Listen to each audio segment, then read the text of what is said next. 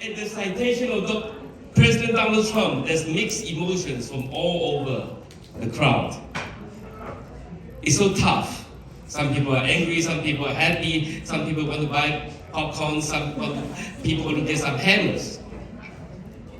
But now, somebody will help us with that situation.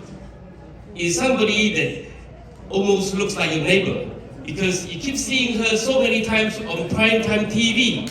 CNN, Fox News, Newsmax, BBC. She appears so much that you think she's so familiar. She looks almost like your neighbor. Let's welcome to the stage, reporter and commentator for the Prime News Network, Angie Wong.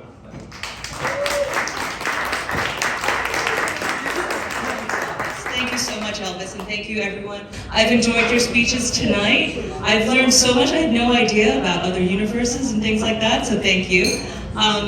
So my main job is to explain Donald Trump to the rest of the world. So many people hate Donald Trump, and I'm trying to remove the emotions of it because he's actually our president, and we want to support our president because we have to live in his universe, at least for the next 3.5 years. I first had learned about Donald Trump when I was overseas in Hong Kong as a foreign correspondent. And every single news network that I was watching, BBC, CNN, overseas, was saying, this man is bad, he's Orange Man bad, he's this, that, and the other. It was only when I moved back to the US and spent time with Donald Trump, his administration, and everyone in his inner circle that I realized, okay, he actually has some ideas, and he actually wants to help grow America. So I've had the pleasure following Donald Trump and everyone around him for the last few years, got to know him, and now I get to talk about him on TV, which I love, because I know a very different man than everyone sees that the news narrative has told you. And my job as a reporter for the last 22 years is just to report, to witness and to report. So I will remove all the emotions, all the hatred, and all the false narratives and say, look, we want to support our president because he's going to deliver for all of us. I'm not a Trump surrogate, I don't get paid by him, but I do think that people think of his presidency as the chaos presidency because no one understands how he operates. This is the art of the deal president. If you get how he operates, you can win, and there's opportunity in chaos. And that's what I try to decipher every single day on BBC, on Newsmax, on Sky News, whoever wants to put me on air, because we can all win. And I remember the night that he won second term, he made a speech in Mar-a-Lago. He said, look, I'm gonna be your president for the next 4 years. Make your money now. This is an opportunity we can all have. And I think if you're a capitalist and you want to chase the American dream, you can get it. But you got to remove all the negative stuff that you've been hearing about the news. And he's told everyone, go make your fortunes, because he's now used tariffs as diplomacy. He's now brought a lot of new trade deals, rebalanced a lot of trade deals for America, like it or not. I go on Indian television all the time, once a week. The Indians hate this stuff because he did retaliatory tariffs because they were buying Russian oil. And I have to explain to Indians, well, if he's our America First president, by definition, someone has to be second. And India, you're second. If you want to play this game, you have to be nice to Donald Trump. And they got it. And I didn't realize President Moody was watching and his team was watching. And the very next day, they sent President Trump a nice note inviting him and all these dignitaries. And one by one, we saw what was going on. You cannot fight this guy. He's a New Yorker. He's from Queens, right? You don't play around this guy. You have to, be nice to him, and he will be your best friend, and he'll give you whatever he wants.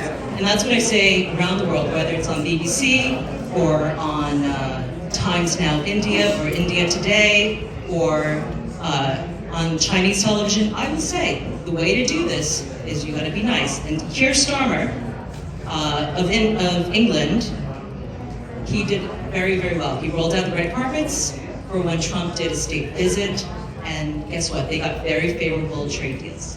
So one by one, leaders are understanding this is how it's done, and I love it. And I think it's just respect anyway. I think ultimately you're talking to a Queens boy that was not allowed back into the clubs in New York. Back in the day, he was excluded. So if you know that's where he comes from, and you invite him in, he's going to open up the world for you. Look what he did with the Middle East Peace Summit.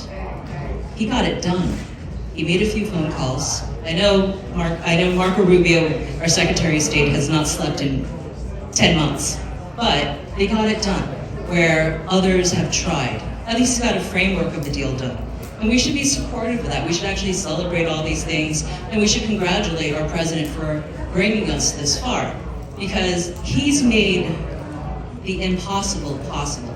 And I think if nothing else, that is my lasting message, because you would never think any of this could happen in our lifetime. He's done it in 10 months. He's completely rejigged the geopolitical map. So how do we win? All of us. I mean, I think a lot of us are in business and technology, and you know, we want to be able to last at least the next 3.5 years, right? I mean, I can give you stock options and things like that, and I can talk about that stuff, but the reality is that he's really rejigging the geopolitical map so that American companies can do very, very well here. And I get a call almost every single day from foreign companies wanting to open up in the US just so that they can benefit from all the things that Trump is doing. And it's not just going to be Trump. Trump's only going to be around for another 3.5 years. It's going to be what happens after Trump. And he is setting the groundwork now, and I can tell everyone here that for the next 10 to 12 years, what he is building now is going to trickle out, and you're going to benefit. Look what he's doing with tariffs. He wants to give everyone here $2,000. And that is because he's turning import duties into revenue shares. He wants to make all of you stockholders in America. What other president's going to do that, right? I love this. I love how he thinks out of the box every single day. You like him, you hate him, I don't mind, but I want $2,000 in my pocket, right? Especially right before Christmas. So I think he's doing things that, yeah, why not 80,000? I don't know, whatever it is. But you know what? We're going to take in over the next 10 years of this, if the Supreme Court allows it, of this tariff deal, we're going to take in over $2 trillion. He's going to pay down our national debt, and he's going to put money in our pockets. I'm good with that, right? So, yeah, I think we should thank President Trump for looking out after us. And again, I get the narratives. I'll be the first one to tell you, I've worked for Hillary Clinton and her campaign. I know exactly what they do. I've seen both sides of the story. President Trump, he doesn't care anymore. He's made his money. He's done everything. You know what he said? And this is not to me, but to the news. He said he just wants to go to heaven. He wants to do the right thing before he goes. And he wants to do the peace deals around the world, and he wants to make sure that America is put back on the right footing before he goes. To me, I think that's incredibly generous. So we're very lucky to have him. But how do we win? Well, again, America is going to be back with manufacturing, with gas, tech stocks. US auto is going to boom. If you're in defense, security, intelligence, you want to be in those sectors right now, because that is where he's going to be deregulating a lot of things. Energy, obviously, he's going to be big on that, and we can go into, I'm sure Michael Daly there can tell you a lot more than that than I could. But you know, if you're a US-based semiconductor or microprocessing, we need that right now. The other thing that he's doing is he wants to, and I'm not sure if we're going to be able to do this, but he really wants to bring rare earth mineral processing back to the US. It's a massive feat, but that's the only way we're going to become independent again. So we're going to have to relax some of our EPA laws, and I know those things will come. But I know everyone's here for dinner, and I want to keep everyone from that, but I do want to thank everyone, and I want to thank Elvis for organizing this. Thank you so much for having me speak. And I hope to speak and deliver more good news to you throughout the Trump administration. And thank you again. Thank you, everyone. Thank you, Angie Wong.